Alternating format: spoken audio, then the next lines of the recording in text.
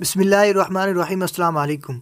मेरा नाम है आसिफ अली और आप देख रहे हैं ब्यूटीफुल वी आसिफ चैनल। दोस्तों, आप लोगों ने दुनिया के अजीब व गरीब रस्मों के बारे में तो सुना ही होगा। कहीं रेप करके शादी तो कहीं सारे घर के भाई एक लड़की से शादी करते हैं। लेकिन आज मैं आप लोगों को कुछ ऐसा बताऊंगा जो यकीनन आप लोग मेरी तरह हैरान रह जाएंगे।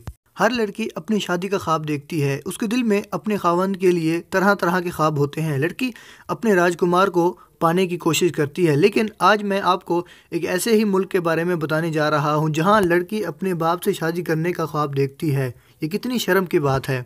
दोस्तों, बांग्लादेश में बसने वाली एक कौम जिसे कौमी ज़ुबान में मंडी कहा जाता है, इस कौम में लड़की की शादी उसके सुतले बाप से की जाती है। ये बात सुनने में इतनी अजीब और बुरी लग रही है तो करने में कितनी बुरी लगती होगी। सुनकर आप भी हैरान रह गए होंगे, लेकिन बांग्लादेश में आज भी अजीब व गरीब शादी की रस्म कायम है। बांग्लादेश में मंडी कौम की लड़कियां बचपन से ही अपने बाप से शादी करने का ख्वाब देखती हैं। इस कौम में बाप से शादी करने की रस्म काफ़ी पुरानी है। आप लोगों को बताऊं कि ये माँ बेटी की एक खावंद की रस्म कैसे पैदा हुई। मंडी कौम की लड़कियों की कम उम्री में ही शादी हो जाती है। अगर किसी औरत का खावंद मर जाता है तो वो शादी कर सकती है, मगर अपने ही किसी कौम के मर्द के, क्योंकि कुंवारे लड़कों की उम्र कम होती है, इसलिए वो जिस शख्स से शादी करती है उसे अपने बेटी की शादी उससे करवानी पड़ती है। अगर लड़की की उम्र कम हो तो पूरी होने पर उसकी दूसरी बीवी बन जाती है। माँ बेटी एक दूसरे के सौतन के रूप में एक साथ रहती हैं। इस कौम की लड़कियाँ इस रस्म को मानने से इनकार नहीं कर सकती। अगर कोई लड़की इस रस्म को मानने से इनकार करती है